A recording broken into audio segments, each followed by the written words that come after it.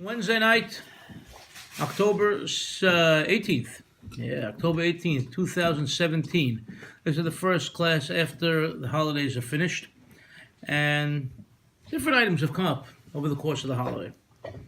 First item I'd like to bring up, it's something that's bothered me, but I didn't understand the impact that it really had. We're all familiar with this particular Mahzor, Shelom Yerushalayim. Okay? So Mahzor Shelom Yerushalayim, we know the first two volumes, Rosh Hashanah and Kippur, are meant mainly for the Halabi community of the United States, and the other Mahzorim for the Shalosh Regalim, Pesach, Shavuot, Sukkot, are basically for all Sephardim. And it says Bnei Aram Soba, but for the most part, it's applicable to all Sephardim. Problem is, on page 290 of the Sukkot Mahzor, you have the tefillah that we say on Shemini Aseret for rain. Okay? And this prayer, in all other Mahzorim, is longer. Mm-hmm. I didn't ask for comments. I didn't say anything. Please, let me explain, then you could comment. So, we have a number of pieces of poetry, and everybody knows we start with Shif'at Rebibim, okay, and then there's supposed to be another paragraph that starts Mechaseh Shamayim. And growing up, one of the Mahzorim that we all had growing up, and Barry will be very happy to see this, a Tifilat Yesharim Mahzor, had the Shif'at Rebibim, and then it had Mechaseh Shamayim, okay? A different community Mahzor that appeared in 1976, or as the Mahzor likes to say, America's Bicentennial, okay, which was put out by community members Rabbi David Salem and Louis Mosseri.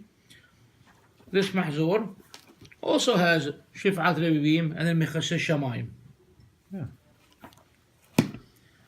The Shelom Yerushalayim goes from Shif'at Rebibim to Leshoni Koranta or Boranta, depending on why you believe that text should be with a kaf or a bit. And only one edition, the flat white edition, not the puffy ivory one or any of the other colors, just the flat white edition, did they change the font for all the prayers on page 290, and they included the Mechaseh Shamayim in there. But then they never did it again. And when I asked recently about it, they said they will never put it in again. It becomes difficult for people to read all together, to sing all together. I think that's why they initially took it out.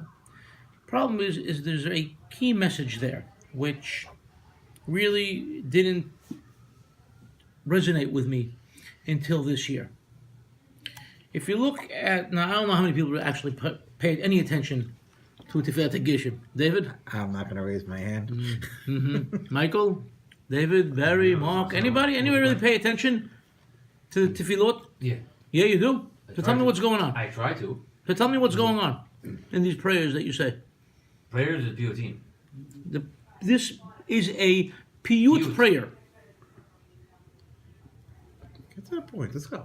No, I'm asking him. Do you pay any attention to it? I'm admitting, I obviously never paid enough attention to it. I glanced over it, but it's praising. Right, we all glanced over it because it's praising Borei Olam in poetry. Mm-hmm. But it's tefillah. So it's not just praise. And, when it rhymes with, not rhymes, but it gives credence to each, to many of the, to the Avot and some of the Nevi'im. Mm-hmm. And relates. Great. So you're just talking about the concept of Geshem in their time. Very nice. Now, you're just throwing that out there as a guess, basically. No. No? Well, then you're wrong. Okay. So, we have this introductory Shif'at Rebibim. And obviously that's talking about the importance of rain and how we need rain, and please remember rain and give us the rain, and, etc., etc.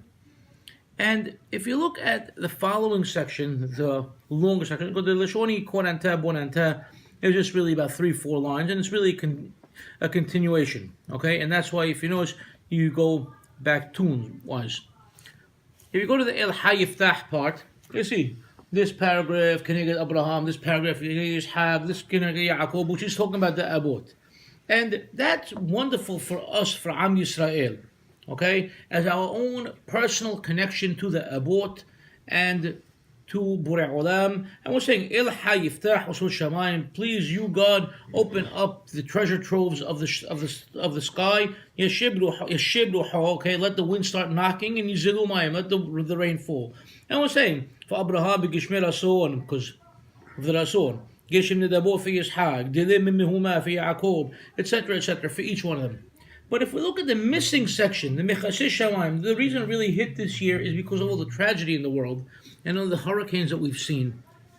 And we have to realize how important the rain is. Mechaseh Shamayim section has to do, listen to this, Mechaseh Shamayim be'abim u'malbishim u'mahaliv zemanim alei hog vereshim. Then what's the refrain that everybody has to be singing together? Could you translate it?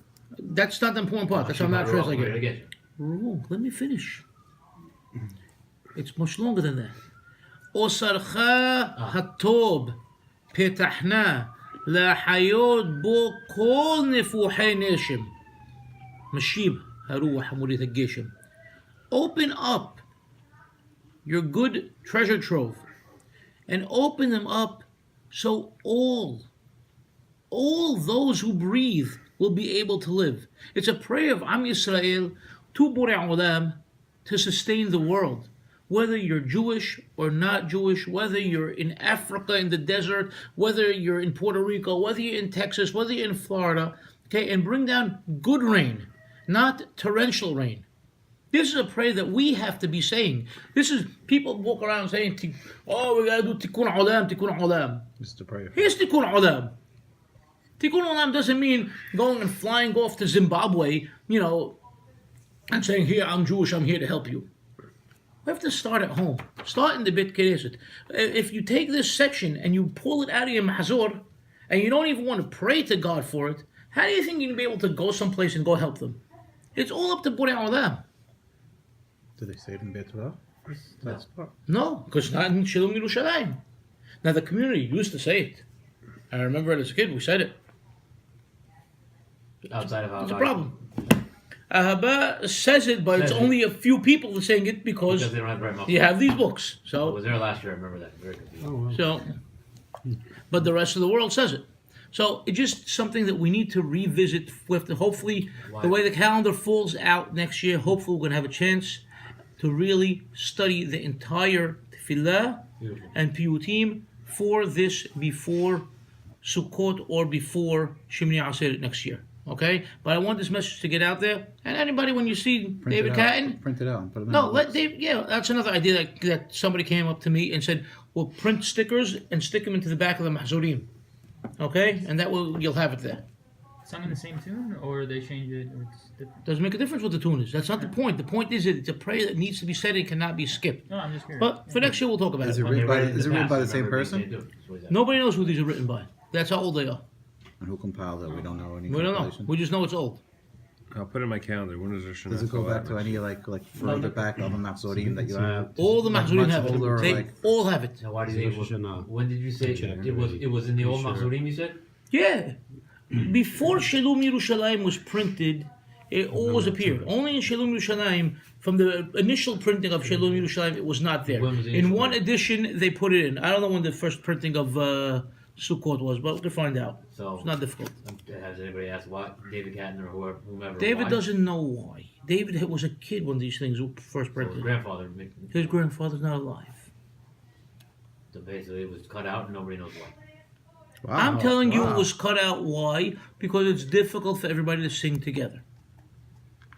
It became messy. It was 11 o'clock rule came in, so No, had no 11 o'clock rule. It was because it was difficult to Messy? sing.